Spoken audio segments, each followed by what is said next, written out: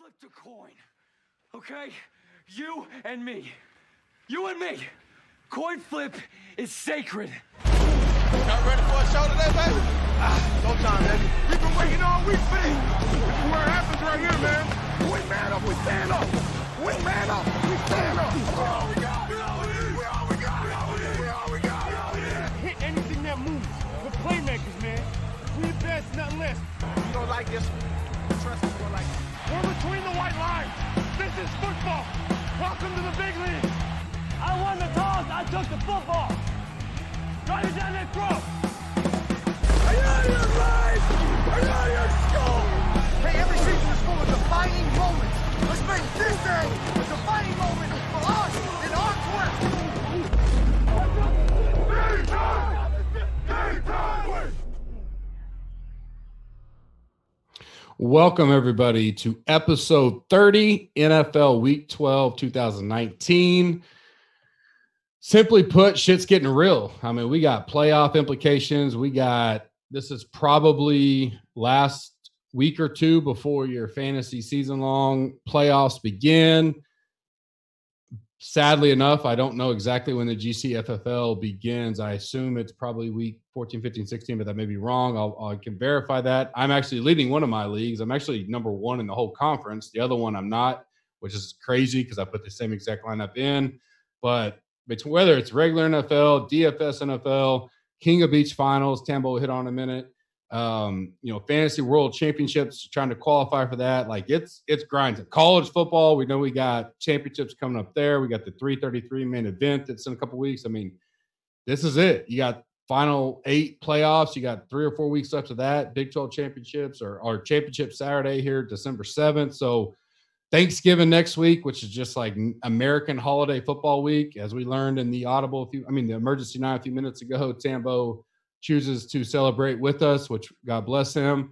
Yes, but sir. All in, it is the next 4 weeks are as important and intense, and the grind picks up in the football world. Playoffs are playoffs, but it's so limited because then you get into some different strategy, which we'll cover the playoffs for sure. But these weeks are the weeks. So we're going to hit them hard. We're going to hit it fast. We're only going 40, 45 minutes tonight. So we're going to go quick. We're not going to bullshit. We got a lot of things to do. You guys got a lot of things to do. So we're going to get going. Tambo with me as always at Toe Tag and Tambo on Twitter. Fill us in on the King of the Beach round 1 that was, and what came of it, and why you may still be going to Miami. Yeah, pretty crazy turn of events. So, those that followed along on Sunday in the Slack, appreciate y'all. It was, a lot of fun. I've been blessed and lucky enough to go the last couple of years. Looked like there was a shot to go again, and then, bang, Auden Tate took it to the neck, and the game was over. So he was my leverage play there. I wasn't as high on Debo as the tournament, but I also didn't know, and I don't know, maybe a lot of people late swapped to him, or just left him and said he's fine. I definitely didn't expect him to be 40%. Had I have known Debo was going to be 40%, I would have actually late swapped onto him with the morning that I had, where I faded the Hill chalk, in that lineup, so to speak. And, I had him in MME, but because I thought the value was there, but I really wanted Jacobs, and I thought Jacobs would have a much better day. He didn't. I thought Miles Sanders would have a much better day. They had good days, or they were out there. We'll talk about some of them on this pod, but yeah, crazy turn of events. I basically told my wife that evening after coming 86th or whatever, I said, just let me have a few minutes here. I'm disappointed. I wanted to go down. It's something that I'm proud of, being in the last couple of years and getting into the first round all 4 years. The first year I had sort of same run out. I came 56th when only the top 50 go. So that was disappointing. And then the last 2 years to get to go, it was just terrible. But yeah, I'm sitting on the couch about 3 hours later, and I had a buddy of mine who did qualify within the top 75. He texted me and said that, sort of, hey man, I saw what happens, shitty run out, that stuff happens. By the way, I got a newborn, and I got, American Thanksgiving coming up. I'm not going to be able to attend. So do you want to go down as my proxy, right? Take care of it all. So, at the end of the day, I actually will be down in Miami for King of the Beach as a proxy. I won't get to play in the tournament, but it's kind of nice because those of you that saw me chasing the tickets to get into the round 1, I did win a ticket to the 53.75 12-man for the main live event, the FFWC, which is in 2 or 3 weeks after this one, where you can play for $2 million. So I'm going to play that as my quote-unquote would-be King of the Beach lineup and play against 11 other guys, winner take all. And if it could have beat 75 and would have won King of the Beach, hopefully it should win a 12-man. So you never know. Maybe it wasn't, all for naught, and it'll be exciting to still go down there for the trip and enjoy it. I know one of the members of Gup's Corner reached out to me. He's in, so I'm going to meet him when I'm down there. Excited for that. D Peter 5 and go from there. So let me take a step back and decode for some of the folks out there, which I have an email typed up already because it's a habit we have. I know Preston and Dan and the NBA Slack, Bobby with college football, myself, and I found myself correcting myself in reading these other guys. Now that we're getting these, we have as good of a team in the industry, I believe there is, but I think we get ahead of ourselves and forget that some people don't understand the lingo, the words, and all that. And when I'm reading NBA, I'm familiar with it. When I read it, I'm like, I don't know how many people understand what the hell he's talking about. So, and you're great at it, but. And I obviously most people define proxy for those that may not understand what that means and what does that mean. You go down there just in case someone's just totally clueless and like, I don't get it. What's that mean? Define definitely. That for 'em. Yeah, great point, because it's not like I'm going as a guest, right? That's, either way, I'm very thankful. And like I said, I'm blessed to even have this opportunity. But what it is essentially like the super contest, which I know you're involved with, and OG and you guys talk about it. You have to have somebody there in person to be able to eventually claim the prize. And so for this person, for them, if he wins and put your picks in every week in the super contest. So you have to either be in Vegas every week or have somebody put it for you who using the same charge. You assign them your proxy legally. Like we have to sign shit in Vegas and say, I have to be there to enter no matter what. I cannot enter the super contest without being there in person. So I enter it. I sign over my rights to my proxy. He puts in the picks for me every week. So correlating that to what Tambo's about to say, that's kind of the background. Yep, no, it makes exactly that. And it's very similar with DraftKings. That's what they require. So he'll still be putting the lineup in from home. They load it to your DK app like everybody else puts the tournaments in. But someone has to be there for him to be able to be eligible to collect the prize in the end. So if he wins the $200K, which I'll be on his team and cheering for him, that's something for sure. But, that's what really matters. So he's sending me as him, right? And another guy as well. So we'll go down there and we'll be representing him. And I'll see what he says. It's not to not say the name. It's just, I don't want to go running around saying this guy sent me if he doesn't want me talking about it. The guys that are down there will see me and know who I'm representing, and I'll talk about it from there. And we want him to win because if Tambo gets on the stage, he's going to be in Gup's Corner gear that's being finally get my gear as a reason. Being FedEx to the hotel, courtesy of our boy JB behind the mic. Then the second part, just to clarify, because Tambo talks fast and everybody says that, but I've gotten used to it. But when he says he won a Q in the 535-75 satellite, and now he gets to play it this week, people go, I don't understand what that means. Meaning, he played some qualifiers, which were the King of the Beach, but he also played one that was the winner of that tournament, got a $5,375 ticket in DraftKings that he can use anytime he wants to, say $535 or $5,375 event to get into.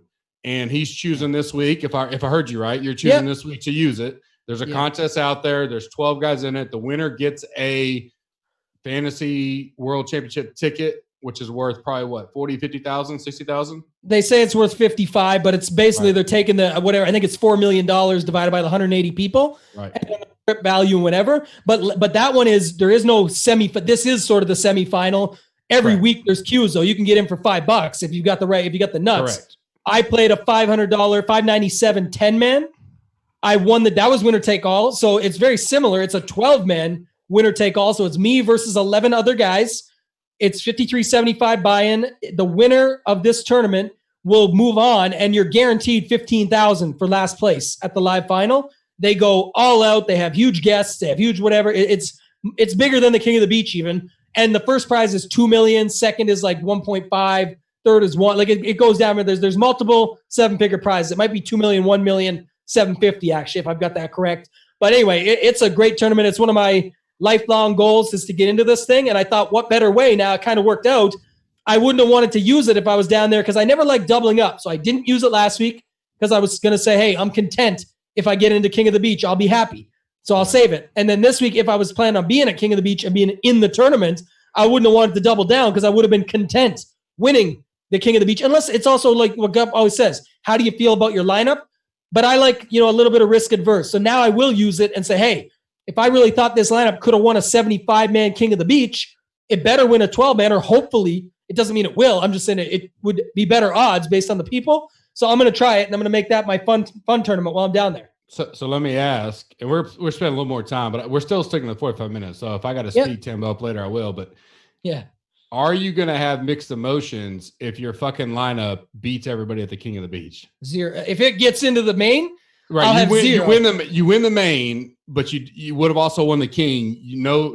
What if you finished second, but the second still would have won the King of the Beach? Then I'm pissed. Yeah, then I'm going off the wire. Someone going to put a 911 call in Miami. Who knows where Tambo will be after that happens? I'll tell you what.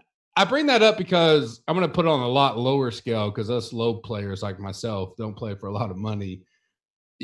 People don't play those enough because now I will say there's guys out there that will spend. I know of guys that spend well into 6 figures last year to try to get these kind of cues, maybe even close to a 7. But I don't do that. But so in the college football, a very small difference. But I can pull it up. People will go out there and fact check me, and those guys are fucking haters, which is why I'm wearing this shirt. And there's one of them out there in particular, which I pray he's watching since he seems to have access to our private stuff, and he can go fuck himself. But besides that, I put a $39 ticket in on it, and I had a single bullet that week, and I was like, you know what? I really haven't tried for the College Football World Championship. It's not live, but it's still a $500,000 pot. And I was like, I feel good about my lineup this week. It was probably the 3rd time all year that I'd actually done it because I really hadn't been into it, and I won it. So theoretically, $39 turns into a ticket, and so the ticket was worth about $5,000. Now I'm in the College Football World Championships December 7th. And if I win that, so all of a sudden $39 goes into $50,000. That's a rare chance of that happening. And I'm going to try to qualify for more now since I've already made it. But if you strategize properly in bankroll management, those aren't bad things to do as long as you stick to it. What happens with a lot of guys is they start chasing and they get behind the 8 ball, and then they have to almost get into it or they're dead. Tambo didn't, until some people will say, well, Tambo chased. No, he didn't. He strategized at the end. He goes, all right, I'm going all in this week because I want to get in. As long as I get into the first round, I cut my losses and maybe I break even or a little worse, but I know what I'm doing going into it. He got in, luckily, but he also won some other shit that week because he was smart and played it in multiple deals. And now that same week that he qualified for the King of the Beast, that ticket now could turn into $2 million theoretically. So you won't know. Yeah, you won't know till the end of the deal. What I recommend for people is to make sure you track it and be honest with yourself. Don't fool yourself and think, I'm up here. I won, $50,000 in the College Football World Championship, but I spent, $78,000 trying to get into it on qualifiers. Be honest with yourself so that you know if it's worth your time or not. I pray that we have a live World Championship golf next year. We haven't had it. I think, have they had it once? Because I wasn't really on the scene. Yeah, one time the year it was at the TBC Boston. I believe Ricky Fowler won it that year, and it was a very small deal. It was like 15 people got in, and then FanDuel ran one where I believe 12 people got in and got to go to Scotland, of all things. It's pretty crazy. But yeah, that's the only 2 times it's ever been live.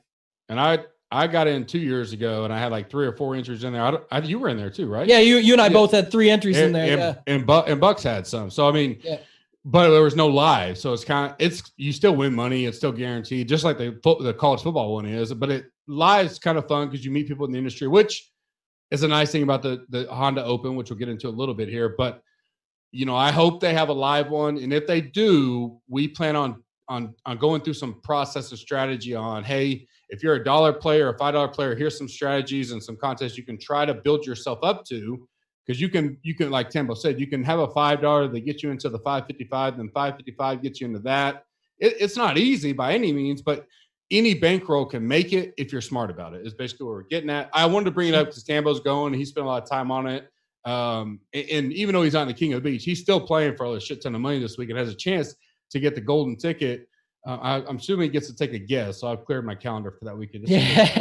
Yeah. And I'll all expense paid on Gov's Corner on the dinner side, so I'm sure I can get a ticket into there. But I think we'll get you in, no problem. If I get in, we'll make it happen.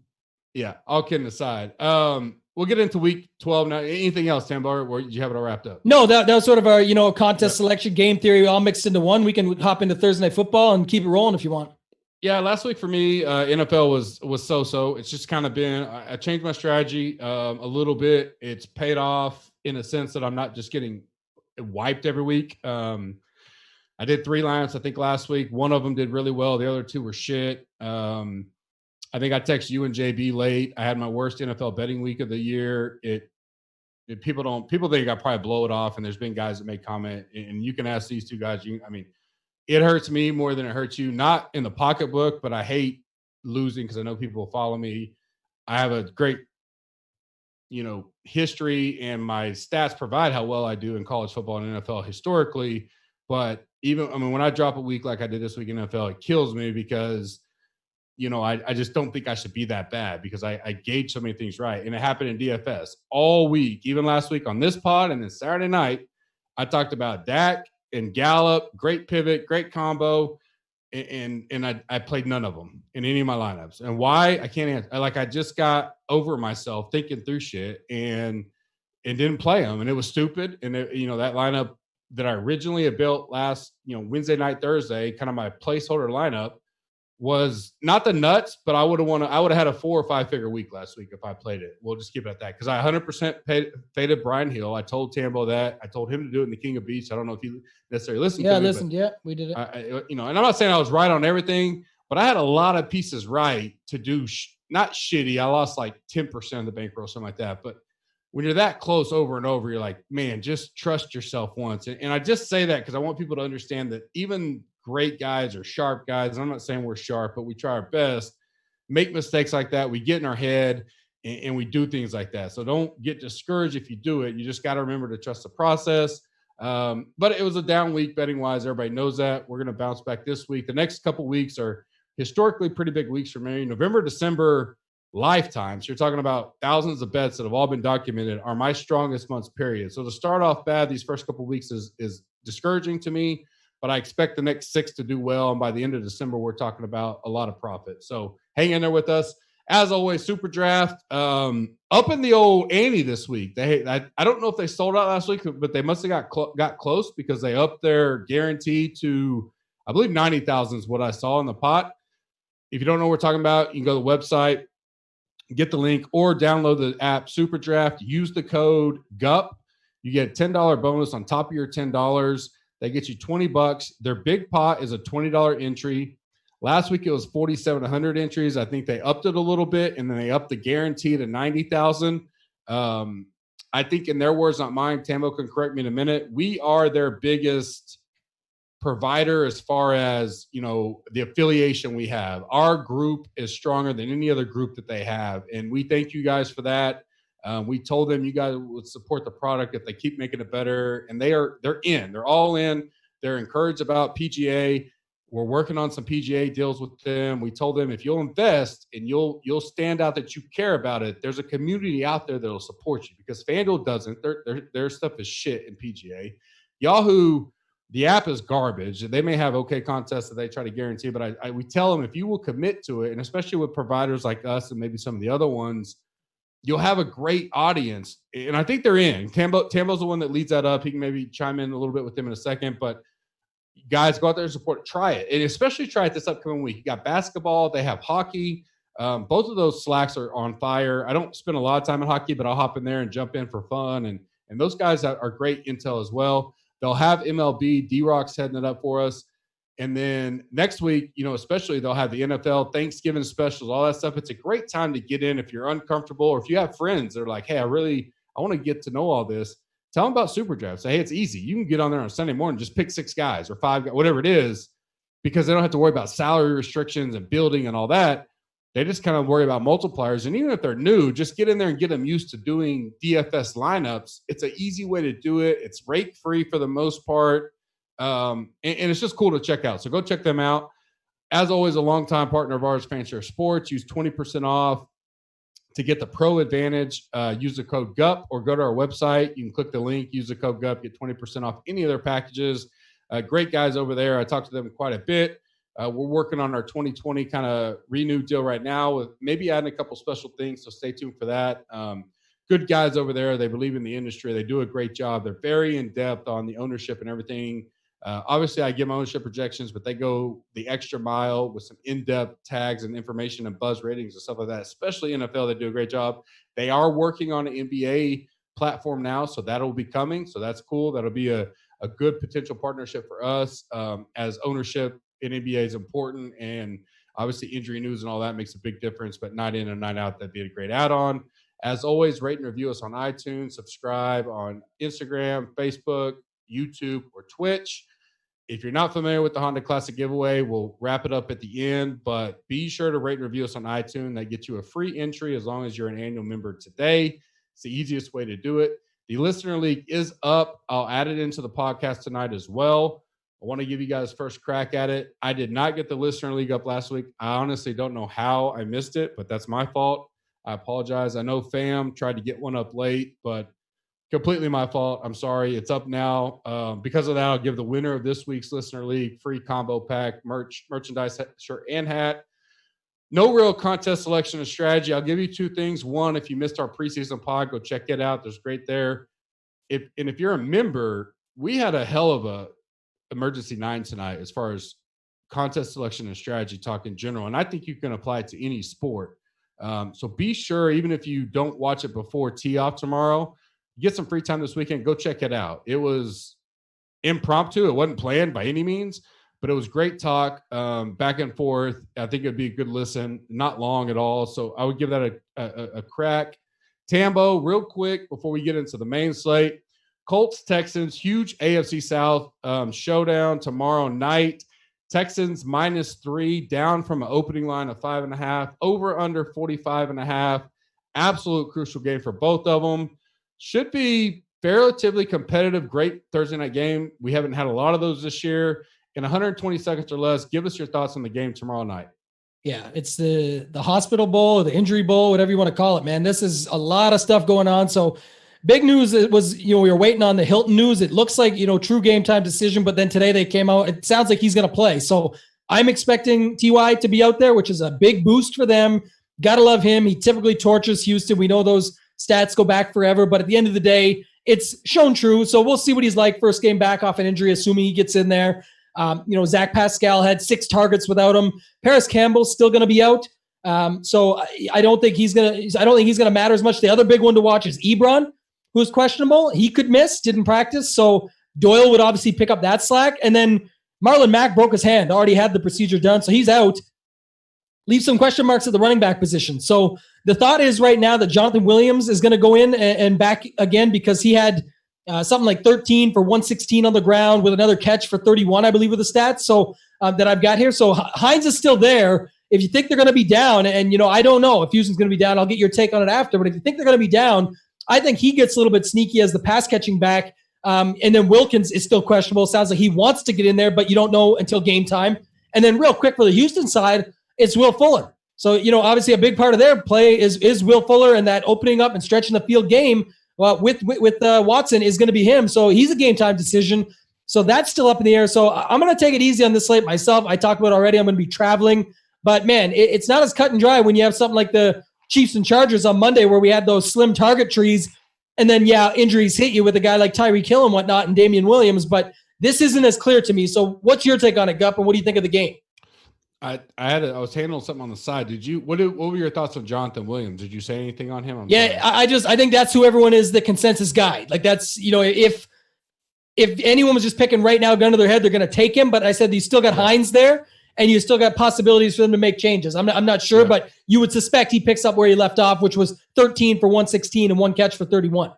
Yeah, I have Mac in one of my, this is one of the weirdest season longs I've had ever, because I am in first, tied for first, and then I'm in first in the GCFFL, and I don't like any of my teams. My teams are like on ice skates every week that I don't think like anything's great. And then one of them I had Mac, and I'm like, well, shit, who'd I go pick up? And it just seems like I've been, I don't want to say luck box, but I've made the right small moves. I had the Cowboys and the Patriots like the first 6 weeks as my D, and they played like, the Dolphins and both of them play like all the shitty teams. So it really got me over the hump on a lot of things. But I went after Jonathan Williams. I think I agree with you that, especially in a showdown type deal, I think playing both of them could be super sneaky, right? And then going all Texans with those two. And maybe Hines gets, especially if Hilton's out, he gets a lot of catches, and Jonathan Williams still get the carries type deal. I don't know if that's, I have to dive into it before tomorrow night, but TY, I don't think will play. Is that what you lean to, that he's going to be out? Well, no, it looks like he will. That's what they're saying now today. It looks like he's going to be in. So, you think he's going to be in? Well, that's what today's news was, right? When I looked last, it said that it looks like there's again, he's a game time decision. You don't know. Yeah. It's all coach speak. It looks like he might get in. So I think because it's so important, I could see it. But then the other side of me goes, if he doesn't play, then he gets 10 more days off because they're playing Thursday this week. So if he plays, I'm always a TY guy. But I think it's going to be a higher scoring game. I think these defenses they're good, but they know each other. I mean, I want to say high scoring. I think 31-28 type deal. You could play the Colts D because Houston's offensive line does lack weaknesses. So I think there's some specialty spots there you can get into. I probably will go light as well, just because when there's so much chances like that, I would only play stuff that I'm even with the field in. Like, I'm not going to put 10 in the 150 max because there's very low odds of you hitting the nuts like everybody else. So I may play like a single bullet 1 max or a 3 max and just take my chances there because I think anything could happen. It's going to be a down to the wire, so pay attention to the slack. The guys keep us well informed on the injuries. The Sunday slate is great this week. Obviously, there's some high DFS tournaments out there, as we just mentioned.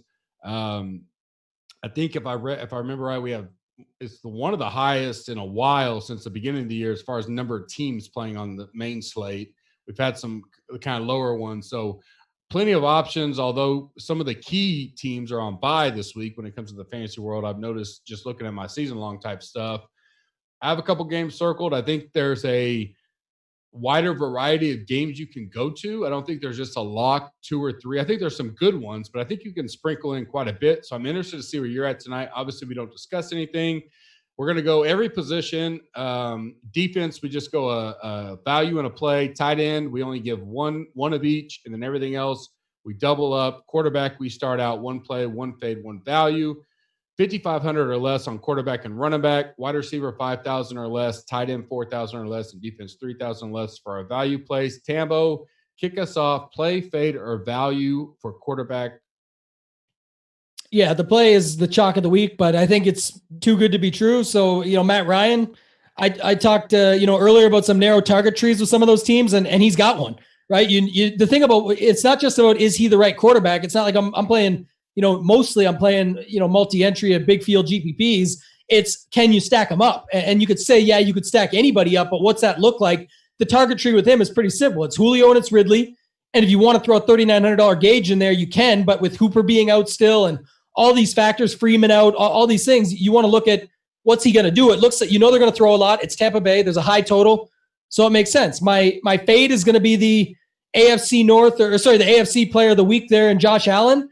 Too many guys around him. I like him in matchups where I can see John Brown doing the dirty work for him, which is what we normally see, and get some rushing and that sort of stuff going. I don't see Denver being as much of that matchup. I don't see him and John Brown having this huge connection like, last week. So easy fade for me. And then my value right now, it was between 2 guys. I'll never pick Baker on this show. So I went with Wentz. I'll let you take Baker if you want him, but neither of them really pop off huge because they both have some downfalls.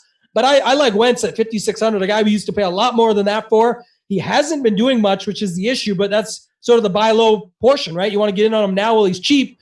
We'll see if he gets Alshon back, but then again today he missed. I saw Aguilar missed, and I'll talk about him later. So we'll see what ends up happening if they flip-flop, or maybe they both come back. Maybe they're both out. Who knows? But I wish they'd throw the ball to Miles Sanders, like, King of the Beach. Could have used that, but he was on the field a lot. We'll talk about him too. What do you got, Gup? Yeah, I didn't know if we were going to be able to cheat on Wentz at 5,600. So I like Wilson as my play. I think maybe we'll go under the radar a little bit. I don't know. I don't really know how that game will be viewed versus Wentz, but I could go either quarterback there. So I definitely don't mind either one of them. I actually have Matt Ryan as my fade, and that's probably going to be super bold. Bold, which I'm fine with.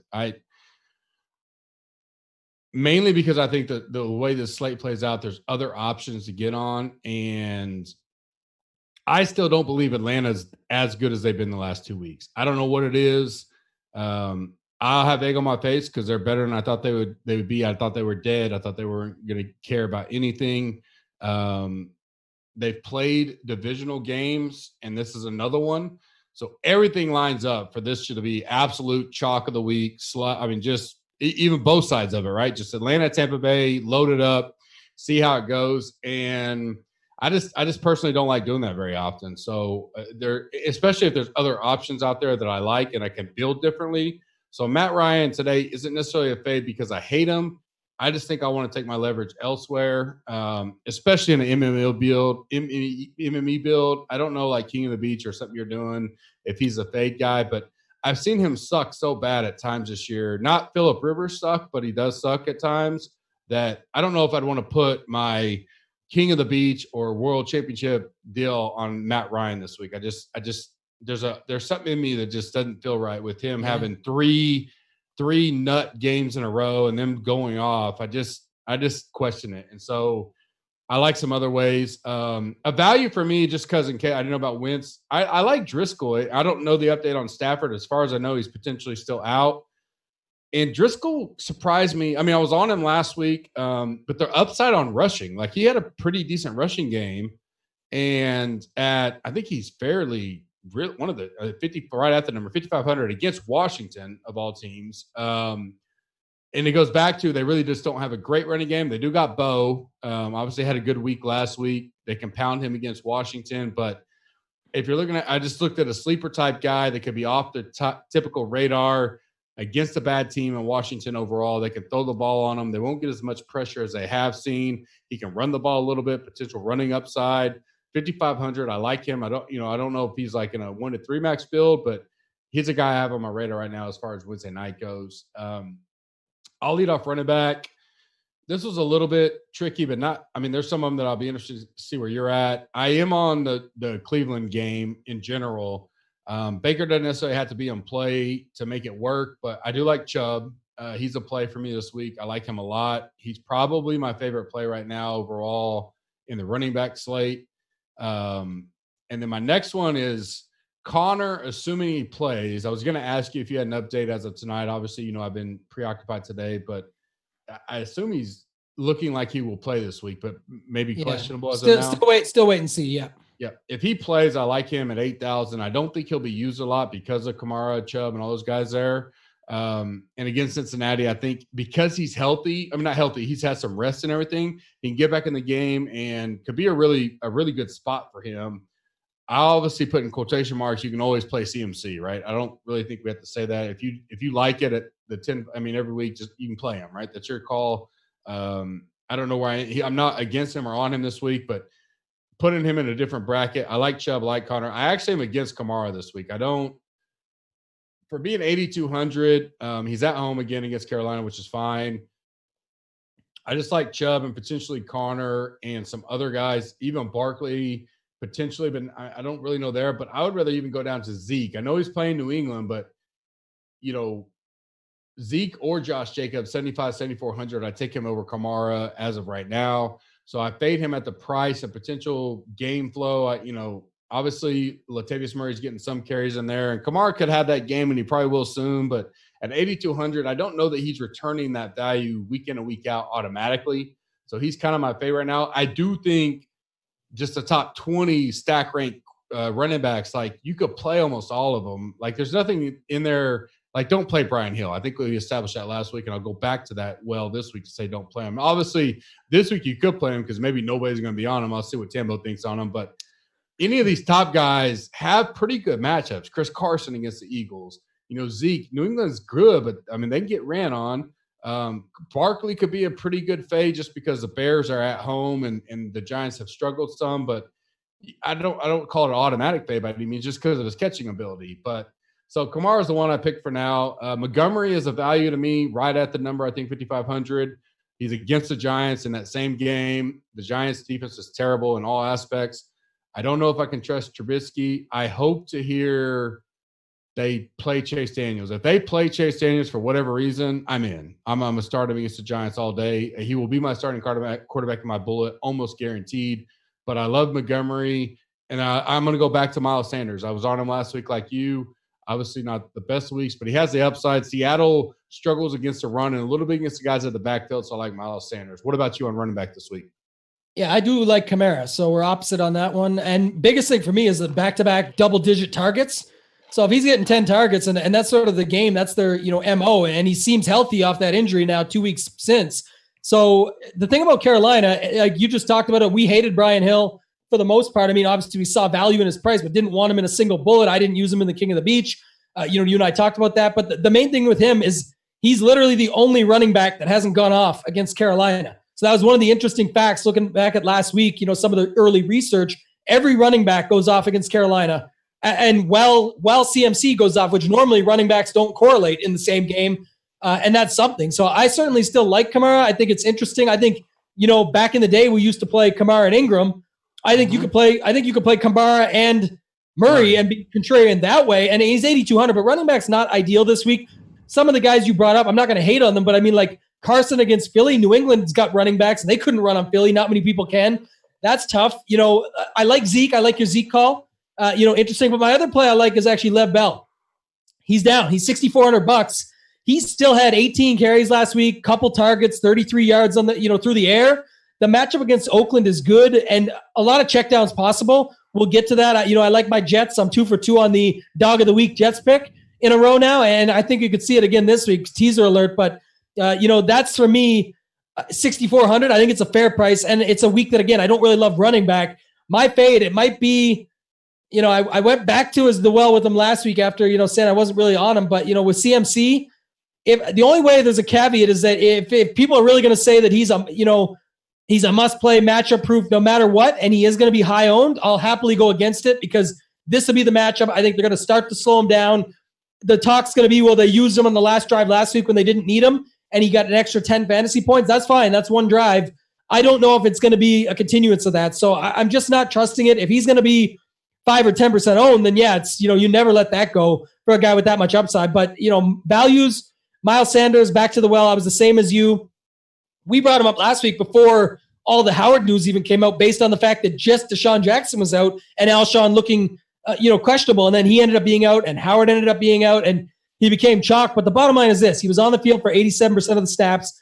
My God, he was wide open like 4 times on the last drive. And I know because I needed him for King of the Beach. I was watching it like crazy. Romo was on the broadcast saying like, my God, throw the ball to Sanders. He's wide open. And he kept looking at, Aguilar on this side. And he kept looking at, Dallas Goedert and whatever. But, I mean, you needed to get back in the game. They only ended up losing by 7. You could have used Sanders. He was looking really good early on. Should have went back to him. But the other thing is there's not a lot of value besides that. So, you mentioned a couple, but I'm not really on anything else right now. Stay tuned throughout the week. I'll still have Stack Attack. I'll still have my article out, Tambo's targets. But, these values aren't always values. Like I was talking about with a member in Slack yesterday, and, I hope he took it the right way. It wasn't against him. It's just talking about values early in the week. Kalen Balaj looks like a value because they dropped Mark Walton. And now, but first off, Balaj sucks. He averages 2 yards per carry. So second of all, it's Tuesday, Wednesday. They could bring somebody else in, or maybe he ends up being the value and you get some coach speak that says, no, we're all in on Balaj this week. Trust me, and check out his practices and look what we're doing with them. And then you also could have, them say we're going to do that with somebody else. You had it late in the week last week and people didn't want to catch on, but the coaches said that Ollison is going to have a big role or a substantial role, which in turn means it'll affect Brian Hill. And what happened? Ollison got the goal line. Ollison got the touchdown. It all happened. And then you still had Barner, who was in a revenge game there. So you got to pay attention as the week goes on. There's just no sense sorting through all the values. So I don't have anyone else right now, but there will be values that pop up throughout the week that we talk about. Yeah, I mean, I can agree with that. I definitely think people do it in NBA all the time. Cheap doesn't mean equal great points. You still have to have purpose. And Cleveland actually has a pretty decent running game. So at Cleveland from Miami, cold potentially weather. Miami's not cold. I mean, so I agree with you. I'd go to Bo. I'd go back to Bo versus Washington for 4,200 before I go to Balaj any day of the week. Yeah, I'd pay up $400 for Ronald Jones, who 2 weeks ago we were all on. Yeah. And now all of a sudden he has a so-so week and everybody forgets about him. When now he's going to Atlanta, let's not act like Atlanta's the fucking 85 Bears all of a sudden because they had a couple good weeks. They're not. Yeah. They have a decent defense, but Jones could go off there for 4,800. So there's some spots that could be great, and people need to wait on that, like you said. Being patient in the NFL pays off more than it does. I just want to interject quickly, though, because the Bo thing brings up one point. I'm not going to drag it on, but I think it's important. The Bo thing, to me, is the Brian Hill thing. As of now, I'm just saying as of now, and I'll tell you why. Because Brian Hill had all the carries, 21 carries, and that was what made everyone automatically say from Tuesday on, Brian Hill's the guy. And luckily, the Miles Sanders got there, which allowed some people to look like they were off Brian Hill because of that. But again, to me, it was more the stuff about Ollison, the Barner stuff, the talk about all the coach speak, all that. With Bo, we're talking about Detroit here. We're talking about Matt Patricia. We're talking about a former New England Patriots guy. You have no idea what he's going to do with that backfield. There's other guys that he can play. We're going on one game from Bo Scarborough, and I get it. He was a talent. He can be a talent. I'm not hating on the play. I'm just saying you got to slow your roll and just wait a minute and see what happens as the week goes on. Because he, and not you, I'm talking in general. Everyone's on the Bo train now. He's the waiver wire pickup of the week, and we have no clue yet. And it's with a team that could blow it to smithereens on what they do at running back. Yeah, and I didn't pick him up at all. I didn't care. But if someone said Balaj or Bo, I'm taking Bo. I'm with you. No. I missed my point, so I wanted to go back to it because that's a great call. Yeah, I definitely. That was my point. It was like, don't waste your time on him if you can have a Bo. But I didn't play Hill last week. I highly doubt I played Bo this week. But if you're I was just telling people, don't get stuck up on that kind of 4,400 looks great when you could go down, but I'd go elsewhere on both of them. But definitely a good point on all that around that it's early and let it play out before you get locked in. Why don't you kick us off in the wide receivers this week?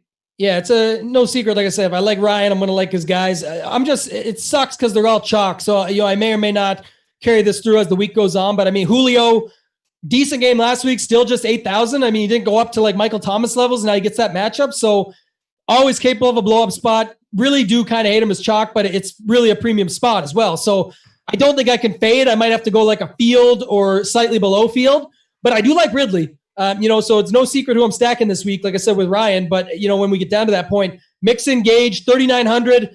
He had a touchdown. He just missed it at the end there. He slightly dropped it. That cost me King of the Beach as well. I'm not bitter or anything, but we'll move on. But yeah, both of them could be in for a big day with Julio, like all those. Michael Thomas is, my fade, but he's almost identical to the CMC thing. We talked about it last week. I didn't really see, if it was going to get there. I like playing it in tournaments because of that, because I thought not a lot of people would go to him, and they didn't. But the challenge was that he could just have that floor game, right? He had that 29 or whatever point game that you're never going to, scowl at, but it's not really what you're looking for. So if he just does 25 points again, the price is up. There's a lot of other guys around him that you can use. And then my value for this week, right now, I mentioned Aguilar, but now he didn't practice today. So if Alshon can't go, honestly, if Aguilar's out and Alshon's in, Alshon fits at 4,900. That to me is a value for a wide receiver one with my Wentz pick. I'll go there, and then Gage, $3,900 with my Atlanta guys. I got to mix them in because I'm going to run Julio, Gage, just cheapen it out, or I can skip on Julio, who's going to be super chalk, and get Ridley and Gage and be different that way. I'm going to go quick because I promised you guys we'd be quick. I will tell you, I'm going to talk to Tambo about this Atlanta thing before Sunday because I got. He's talking me off it. I got some concerns. I'm going to go quick, so no details because I promised you guys. But I like Mike Evans in that game. I think he doesn't have too many bad games in a row. We'll probably try to get some play in there. I like Landry as a potential stack with Chubb without needing to go to Baker. I don't hate Baker this week by any means, but I don't mind Landry as a play. There's obviously, OBJ and some other guys up there, Julio's potential, but I'm trying to give you someone that's not everybody's going to talk about. So I like Landry. My fade, just because of his price, I don't know if he'll be popular, but DJ Moore, I like him in general.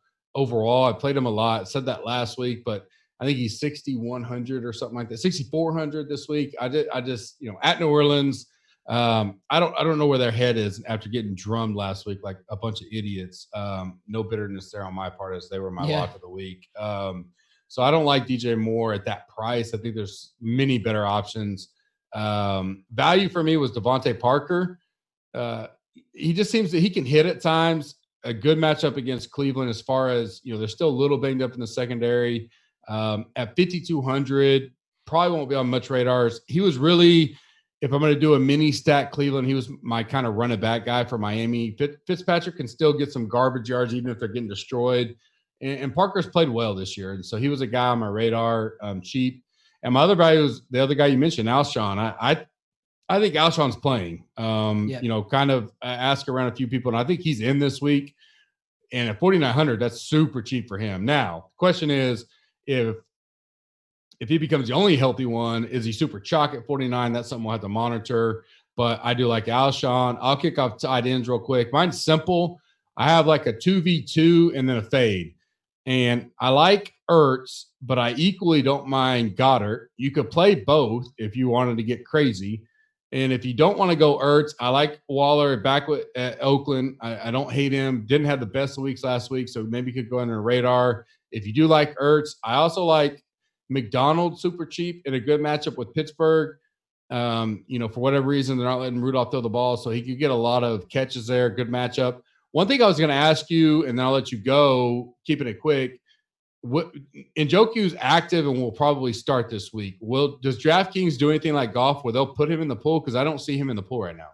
I thought I saw him in the pool for 3,500, but maybe I'm wrong. I got to look it up, but I had that noted, right? So we'll see. But if he is in the pool, he's my play this week. Like if you don't remember, and I watched a ton of obviously Browns games, Baker loves him, and so if he's in, he is my play. It's not even close. Like I'd go Chubb, Njoku, and then I just pick OBJ or Landry, whichever one you think has a better matchup, and go with it. But he's a guy I like if he's in the pool for sure. What about you?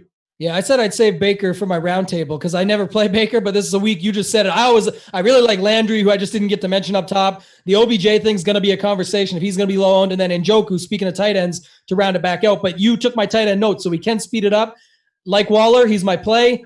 I think people are avoiding. It's clear what people are doing is avoiding the top end tight ends now. They're just paying down and fitting everyone else that they can because of these CMC and Thomas prices. And I think you could see a guy like Waller still pay off. And when I get to my betting picks, you'll see why I like Oakland in this spot because I'm on the Jets again. So there's that. The fade, I'm saying off of Ertz because D-Jax is still out and it coincides with my value. They're going to keep rolling out Goddard for cheap. And you got D-Jax out. It's going to fit in with my Wentz call with a way to differentiate while still having the chalk in Alshon Jeffrey. Yeah, my fade was Olsen, if I didn't mention it. I just think I don't like the Panthers right now. I don't know where they're at in general. And so that's more of a handicapping angle at this point. And so Olsen, who could still get some ownership because he's had a lot lately, is a fade for me. Defense-wise, quickly, I'm going to pay up this week, and I like the Bears D. Great spot, at home. They just been balling out all year, even when last week their offense was looked like a fucking middle school offense, and they still almost won the game against the Rams. So I like the Bears. I think they'll get plenty of sacks, potential turnovers. And then if I'm going to go cheap, I like the Bills. A little bit cheaper. I don't really like, we've been having these really super, super cheap Ds. I don't know if I could talk myself into it this week. I'm interested to see if you have any. There was one, I guess potentially the Buccaneers, if I'm just thinking Atlanta's, Matt Ryan could throw interceptions and stuff, but I like the Bears and the Bills and some of these low threes, which are just as fine this week. So what about you? I did make of note that they actually put DST back to 2K minimum, which is the Dolphins versus Cleveland. So they cut off this 1,800, 1,500, 1,700 deal, which I thought was awesome. I love that. And I think I thought it was an advantage I thought it was a way to take advantage, right? Because you could still get points. They all start with 10 points, and if they had a good spot, you could make it work. And then now they rounded it out back at 4K with the Steelers against the Bengals. But I like Detroit. I think they're fine. I'll take that for starters because they're going against Haskins, who showed up a little bit. But, it's not a bad spot, and 3,100 is right in the middle, so it's fair. That's actually a great call. I missed that call. That's a good I call. like that one. I kind of like your Tampa call because it's leveraged to the field. Because, like I said, I know – you're going to talk me off it, and I'm already kind of talking myself out of it. You heard me through the pod because it's just too popular. If something's that good to be true, it's sometimes tough to go on it, especially a multi-entry. If everyone's going to be on it, it's a good spot. So a way to leverage it is with the D, and we've seen these Ds in these high-scoring games, which is the highest total in the slate, actually pay off and score some of the points of the game to get it to the game total. But my value was the Broncos, coinciding with my Josh Allen fade, right? He makes a lot of mistakes. He gets sacked a lot just by running out of bounds behind the line. And then on top of it, they can turn it on, and they're not dead minimum, but they're certainly a fair price at 2,400. So I don't mind that, right? In a good spot. I really like the Lions call because that D's got after some guys, even though they give up points, they can make turnovers and get a pick six easy against Haskins. That's a great call. I totally missed that one. I think $3,000. And you compare it, if Bo does become the play, if we get some clarity, that's what I said, not to talk myself out, but I say if Bo gets some clarity, then it's nice to have Bo with his defense. That does coincide. Yeah, and I don't mind Driscoll either. So you can get a mini stack going there that's really cheap and let you pay up. If you're a pay up guy this week to a CMC MT type, then that lets you get there. Stacks this week, I had 3. One clear one was the Eagles. I think we're kind of both mixing and matching there and like some scenarios there. And then the other was like a 2A, 2B. I like some Browns stacks and like Bears stacks. And I think you just kind of almost talked me into a mini Lions type deal. But I'm going to go with the Eagles. And then, I could do an Eagles and mix in the Browns being, Chubb, Landry, or Chubb and Njoku, and then the Bears D, just to throw my D, and kind of mix it in there. But those are kind of where I'm at this week. What's your favorite stacks? The Atlanta one's got to be on the list. The Eagles are the other. And then I said I'd save it, but I like the Baker, and that's what I was going to bring up in Njoku if people didn't remember him. He looks like he could be coming back, and I already love Landry.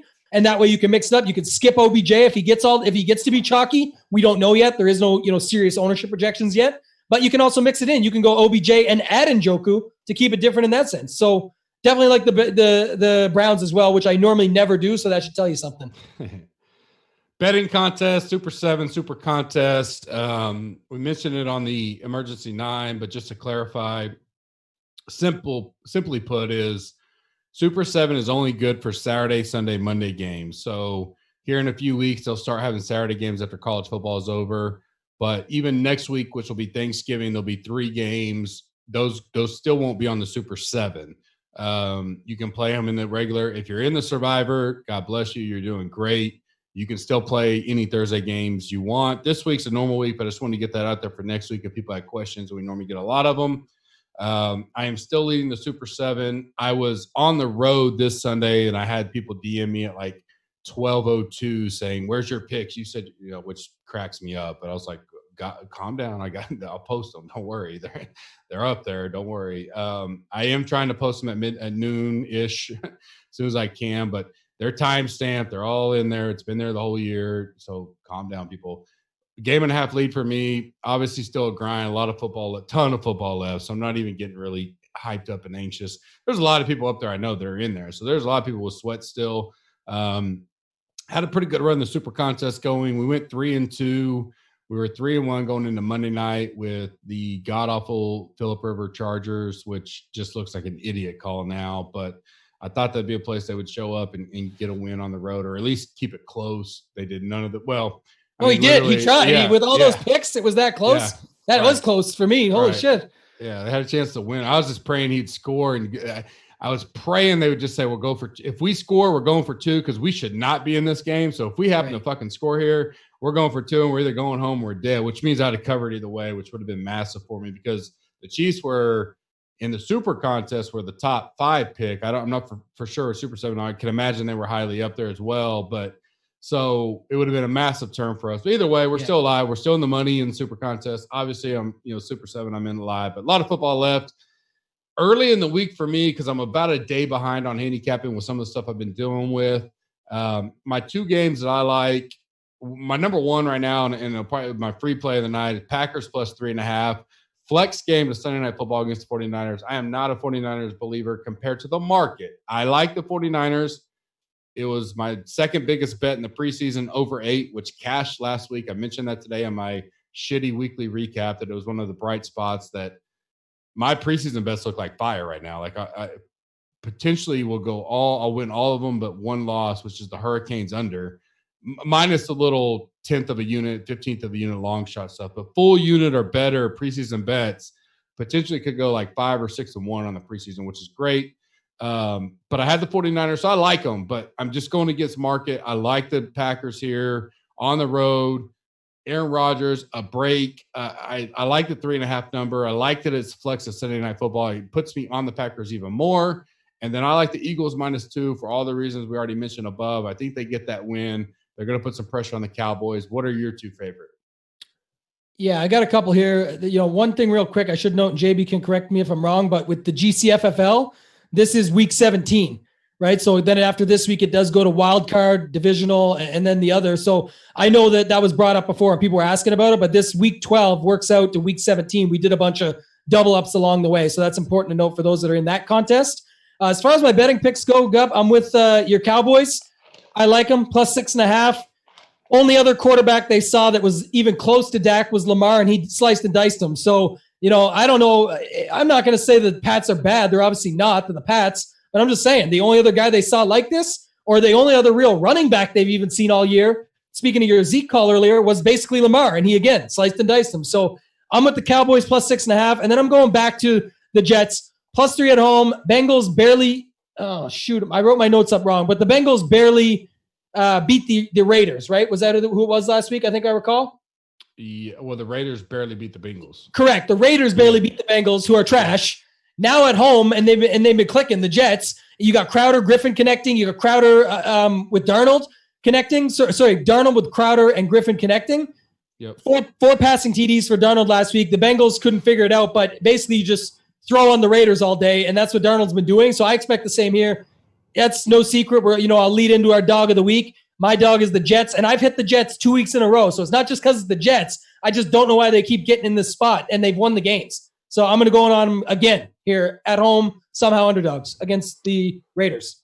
Yeah, I've hit them 2 weeks in a row as well. They were one of my auto locks in every contest I was in last week. I had Jets. Unfortunately, I had the Panthers as well. So I'll full disclosure there. But Jets were, they were underdogs against the Redskins, which I believe, but 1 point favorite or 1 point dog, which is asinine to me, which obviously looks like it now. But I can't talk too much because I also had the Panthers. My favorite dog of the week, which will be one of my bets released tonight, is free play of an actual release to the members. Is I like the Colts. I think the Colts win outright tomorrow night. Because that's not available in the Super. Packers is the dog of the week for me. They're on the road as well, but I do like the Colts tomorrow. I think they get it done. I think they get the win. I probably will. I'm holding off because I really like them. If I really want Ty to be playing, and so that's the only thing I'm kind of waiting on until I pull the trigger. But yeah, 3.5 I think is what's right now. I think that's a good free play of the week. I had to look it up more, but TY's situation is he even said the words, he doesn't practice and then just shows up and plays. So it's literally a game time decision. How does he feel in the walkthrough, in the run through? If it works, he's playing. If not, he's not. Simple as that. Right. So yet to be determined there, but if you feel like liking them, go ahead and get a bet in. I'm waiting to hear the news there before I put an official bet out, but Survivor pool, way gone, way done. But if I was in it, I can't imagine too many people have used the Browns, so that would be my pick this week. Auto Browns. Yeah, I'd take the Browns at home mainly. I think the Dolphins can obviously upset anybody, and they have. But the Browns are a must-win, and they're at home, so I like them. Any final thoughts for you tonight before we wrap it up? Nope. Let's keep it short and sweet, man. You do your thing, and we'll get out of here. And good luck to everybody this week. Yeah, obviously Tambo's going to be in Miami Saturday night. I am possibly going to be traveling for the holidays and everything, but worst case, as we mentioned on the Emergency 9, I will be in the Slack plenty Saturday evening late, and then getting us through it. Maybe Tambo jump in a little Sunday morning as he's getting ready at the party, but he may be hungover. We never know. But we'll have plenty of coverage. No content will be missing this week. Everything will be out, published on the website, so you don't have to worry about that. And then no golf next week, so we get a little break Monday, but we do have Turkey Day Thursday. I will get with Tambo and see what his Wednesday looks like to get I'm off, so we'll be doing it. Everything will stay the same. It stays the same or earlier. It depends on time, but we'll definitely be doing it. I'm full all in. So yeah, it'll be a little bit more focused on the Turkey Day, obviously, and then we'll still cover the main slate for sure, and then our content will remain the same. Maybe get Tambo or myself, one of the guys, to put a little content out for the 3-game slate. I may put that in charge to Ryan. I lied. Actually, while we're on the air, may as well tell everybody I lied and I was going to talk to you, but I'm actually traveling on Wednesday because I'm going to Monday Night Football in Seattle against the Vikings. So this all stuff that came up. But anyway, I will write an article for the site for the 3-game slate. I'll commit to that, and I'll have a full outline of all the plays with pricing, stacks, ways I think you can draw it up. I'll do a full article for everybody that's behind the paywall can see that, and have that article loaded up for the Thanksgiving Day slate. I'll put a lot of time into it. Yeah, and I'll update everything on my schedule, but for the most part, everything will stay the same next week. Obviously, it's holidays, and we want people to spend time with our families, and we'll spend time with our families, but we'll have things covered one way or another, whether it's between content, the pod. We will have at least one pod next week, time to be determined, but maybe a solo with me, or maybe we go early because stuff will be out, but we'll figure that out and I'll update you. You guys do a great job with the NFL on doing the live questions. Go ahead and get those firing in now, because we'll answer them as we see them, since we won't have a live audible Saturday. So any questions you have in there now, sometimes it's information we can't really talk about because no different than tonight. We're waiting on stuff. So you may ask a question and we may not answer it until Saturday because we're waiting to get their information before you give good advice. But I think you guys all know we go back and forth in there well. As always, now's the time to join gupscorner.com. I mentioned it earlier. The Honda giveaway has been full blast. You can check out dfsopen.com. I think there's a couple spots still remaining if you want to try to get into that. It's a great event that Ryan and Joe are putting on at the Honda Classic the Saturday of. Gups Corner is one of the lead sponsors. We will be there all week. We already had that planned, but with them putting that on, we decided to join forces a little bit with them and help those guys out. Our big giveaway this year is a Honda Classic. We've been planning that for a little while. It just coincided with their deal as well. So if you're not familiar, go to gupscorner.com/challenge. Read all the ways to get in. So if you're not a member now's the best time to get in. It gets you into the drawing. There's 6 ways to get in, which includes iTunes rate and review, buying a shirt and a hat, becoming an annual member, buying the golf tools. And if you get all 6, kind of like scavenger hunt style, if you do all 6 things, you get a bonus. One person will win an all expense trip to the Honda Classic. We have a beach house already bought. We may be upgrading it to a bigger one because of people, but one way or the other, we have a beach house reserved. We have the DFS Open. You'll be covered there. We have tickets to the Honda Classic every day, including Wednesday. If you can't fly until Friday or something, that's fine. We'll accommodate you however fits your schedule best, but we will be there from Wednesday through Monday. So anytime you want to come is perfectly fine. Whoever winds up winning. Another round of golf, which tomorrow I'm securing the site. So we'll be able to announce that on the next either podcast or coming up, where we're going to be playing another round, which will just be the Gups Corner team and yourself. So a more private deal. DFS Open will obviously be fun. And then dinners, food, drinks all throughout the week. It's going to be an awesome time. All paid. Nothing you have to bring. I mean, whatever you want to bring for your own self, like merchandise or whatever at the deal. But all your travel and expenses and lodging is covered. So awesome time. Great time to join the site. If you're a current member, don't get upset. You still have 6 ways to get tickets as well. So we're doing it both current and new.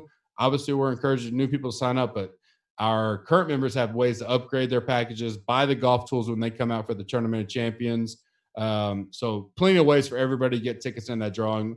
We are going to cut off entries on Super Bowl day. The Monday after, which I believe is the AT&T Pebble Beach tournament, I will announce the winner of the tournament, which gives us 3 weeks to get everything booked flights-wise. So looking forward to that. It's going to be a great bill once we turn the clock. We get a little break here from golf, so let's enjoy that. But when we get back for the Tournament Champion Week, it'll be awesome. Another good deal I would just tell you, becoming a member now gives you an advantage to we have an exclusive winter series coming that'll be some very in-depth, in detail contest strategy, bankroll management with Tambo, myself, and some guests that'll be for the members only. We are going to do a couple pods for the general population, so don't get mad if you're out there. We will still cover those. Our preseason preview for the whole tournament, our whole season for golf will be live for everybody. But our in-depth type stuff like we did tonight on Emergency 9 will be for our premium members only. So getting on there now gets you access to all those. They are archived on the site, so you don't ever have to be live. You can go back and watch them when you want. So plenty of reasons to be a member now. Before I wrap it up, Tambo, anything before you head off to sunny Miami? No, man, I'm in snow. I was riding on ice today to get back from work. Like, it was just like, I know, don't touch the brakes because I seen everyone go off the highway. I was 1 or 2 minutes. It was scary. I hope everything went okay for them, but I was 1 or 2 minutes before a serious accident where you could see the family on the side of the road in tears. Like, it just sucks to see that, right? So luckily there was people there helping them out, but it was pretty bad weather. So I'm excited to get down to Miami, enjoy some of the rays, and I'll keep everybody updated in the Slack and post some stuff out. It was 84 today, so we had no ice and sludge, but exactly. Enjoy that stuff. As always, for JB behind the mic, Tambo on his way to Miami. I will see you sometime between now and next Wednesday. I'll update the schedule. Have a blessed weekend and a great Thanksgiving. Obviously, we'll get to you before then, but I know some of you start traveling as early as Friday and Saturday. Enjoy the time with your family. As Kenny said on the pod Monday, life hits you fast sometimes. You never know. Hug your loved ones this holiday season. Obviously, we love the Gups Corner family. There's nothing like it. We enjoy you guys, and we will see you in the upcoming days. Good luck and have a good week.